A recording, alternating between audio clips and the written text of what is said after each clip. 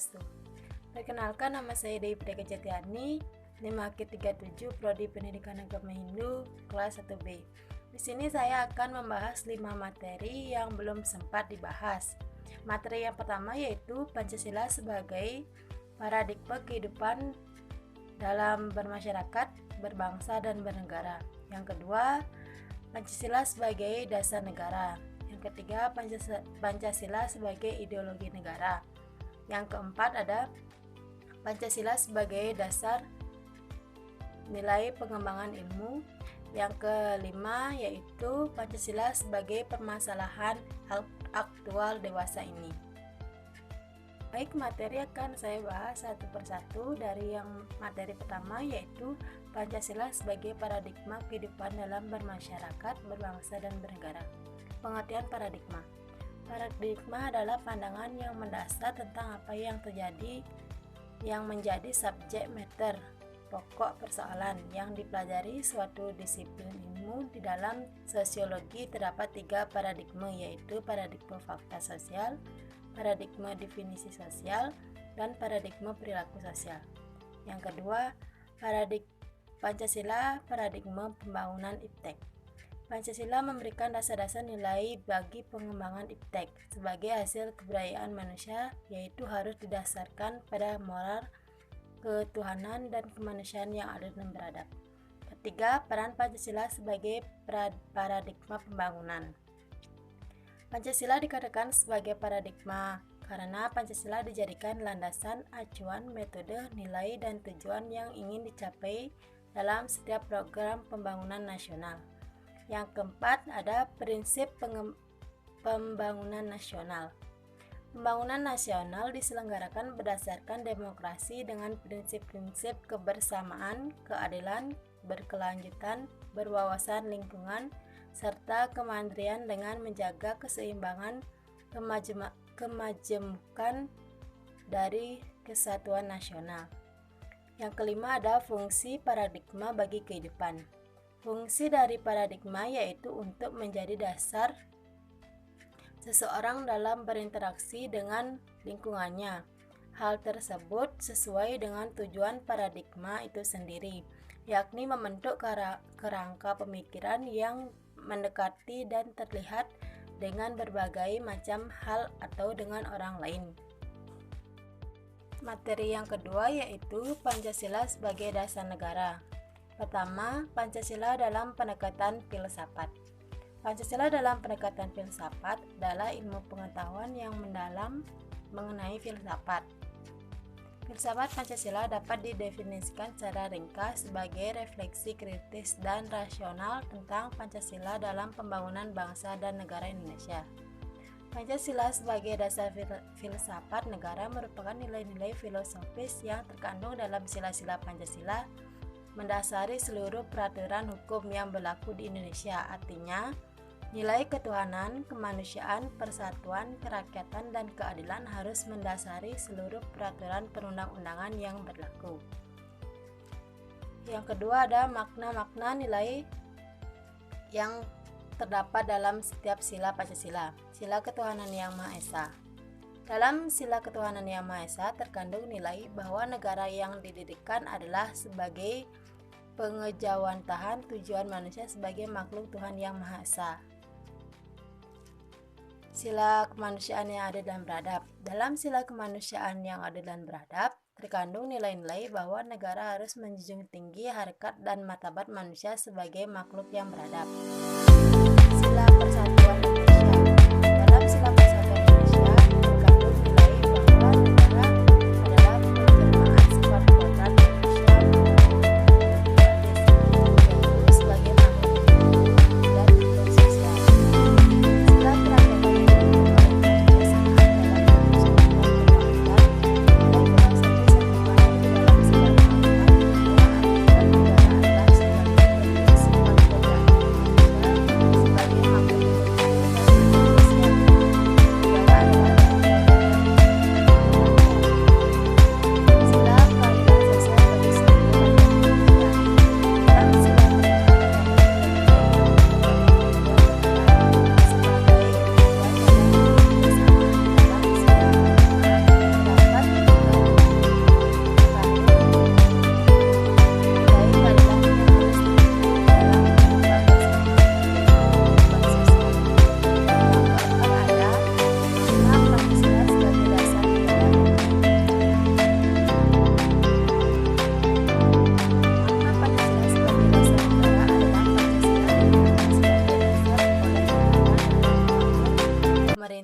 dan penyelenggaraan negara.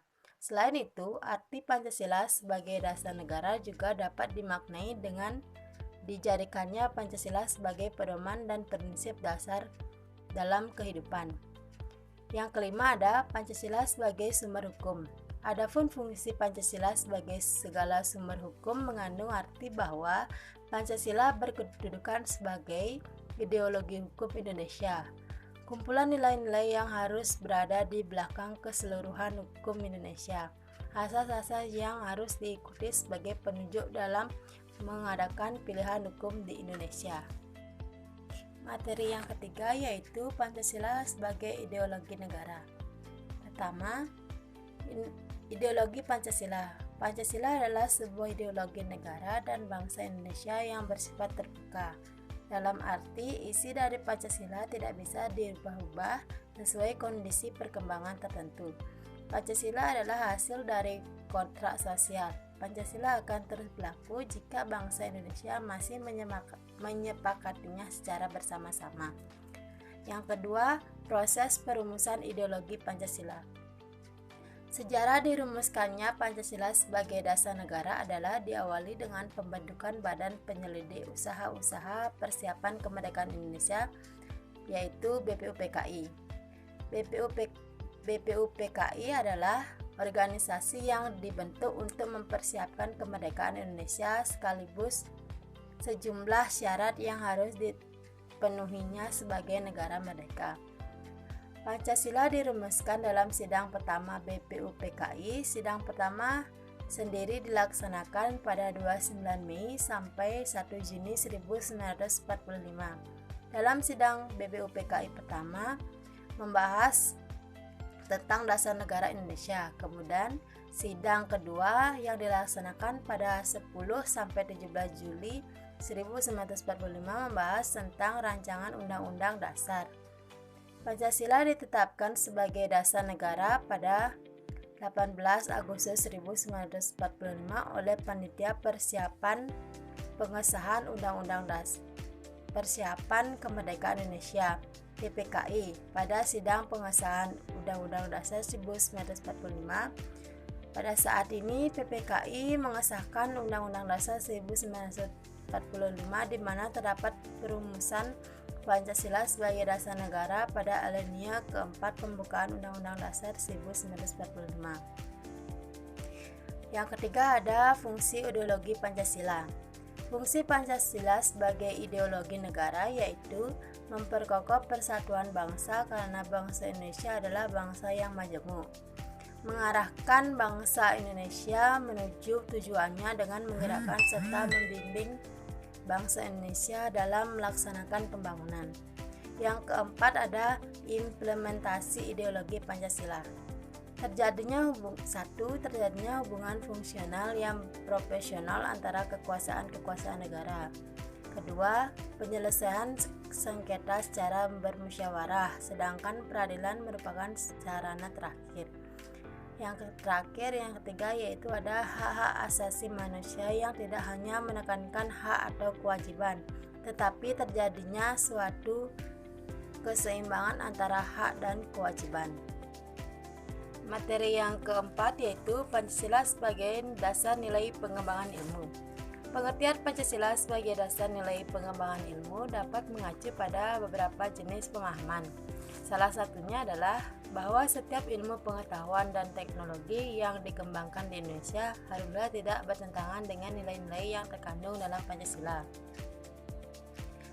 Pertama, nilai ketuhanan sebagai dasar pengembangan ilmu.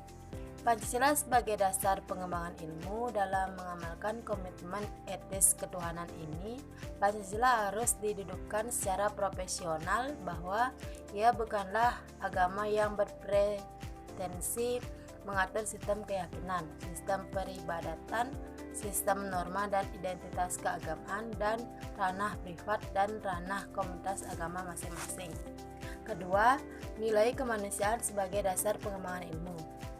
Nilai kemanusiaan yang adil dan beradab mengandung arti kesadaran sikap dan perilaku sesuai dengan nilai-nilai moral dalam kehidupan bersama atas dasar tuntunan hati nurani masing-masing dengan memperlakukan sesuatu hal dengan sebagaimana mestinya.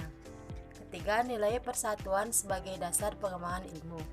Nilai persatuan Indonesia memberikan kesadaran kepada bangsa Indonesia akan rasa nasionalisme bangsa Indonesia.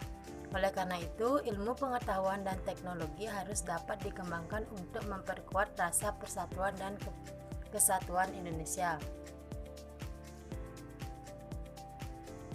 Nilai kerakyatan sebagai dasar nilai pengembangan ilmu. Nilai kerakyatan mendasari pengembangan ilmu pengetahuan dan secara demokratis, yang artinya setiap ilmuwan haruslah memiliki kebebasan untuk mengembangkan ilmu pengetahuan, tetapi juga harus saling menghormati dan menghargai kebebasan orang lain. 5. Nilai keadilan sebagai dasar nilai pengembangan ilmu.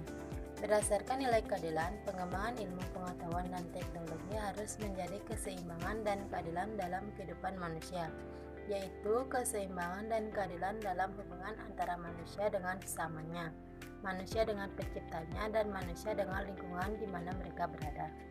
Yang keenam, pentingnya Pancasila sebagai dasar nilai pengembangan ilmu. Seiring dengan kemajuan iptek, nilai yang berkembang dalam kehidupan berbangsa Indonesia menimbulkan perubahan dalam cara pandang manusia tentang kehidupan. Hal ini membutuhkan renungan dan refleksi yang mendalam agar bangsa Indonesia tidak terjerumus ke dalam penentuan keputusan nilai yang tidak sesuai dengan kepribadian bangsa. Dari kelima, yaitu Pancasila sebagai permasalahan aktual dewasa ini. 1. Keprihatinan sila ketuhanan. Dewasa ini kita layak merasa prihatin bahwa sila pertama itu seringkali tidak dipahami dan diterapkan secara bijaksana. Sebaliknya, sila tersebut sering kali dijadikan senjata untuk memukul kelompok agama yang satu, misalnya menekankan kelompok agama yang lain. Akibatnya masyarakat Indonesia tidak makin bersatu, melainkan malah sebaliknya, yaitu semakin tercerai-berai. Kedua, keprihatinan sila kemanusiaan. Dewasa ini terdapat kenyataan banyak kasus pelanggaran HAM yang belum dituntaskan oleh negara, misalnya kasus pembunuhan Munir, seorang aktivis yang meninggal pada 7 September 2004. 3. Keprihatinan sila kebangsaan. Saat ini kesatuan bangsa Indonesia seringkali terjabik-jabik oleh berbagai konflik, baik yang bersifat virtual maupun yang bersifat horizontal. Kelompok agama yang satu menekan kelompok agama yang lain. Suku yang satu tidak menghargai suku yang lain. Keempat, keprihatinan sila kerakyatan. Para penguasa di Indonesia seringkali lebih minta dilayani daripada melayani rakyat. Bahkan para wakil rakyat sendiri pun sering kali memperdaya rakyat, bukan memberdayakan rakyat. Yang kelima, yaitu keprihatinan sila keadilan sosial. Terlalu banyak hakim kita yang memberikan hukuman yang ringan kepada koruptor-koruptor kelas kakap dan memberikan hukuman yang berat kepada pelanggaran-pelanggaran aturan kelas teri. Bahkan sudah ada beberapa hakim yang membebaskan orang-orang yang bersalah dan menghukum orang-orang yang tidak bersalah. Baik, hanya sekian materi yang dapat saya sampaikan. Mohon maaf jika ada kesalahan kata atau ucapan saat saya menjelaskan materi. Terima kasih atas waktunya. Saya duduk dengan para mensanti. Om Santi Santi Santi Om.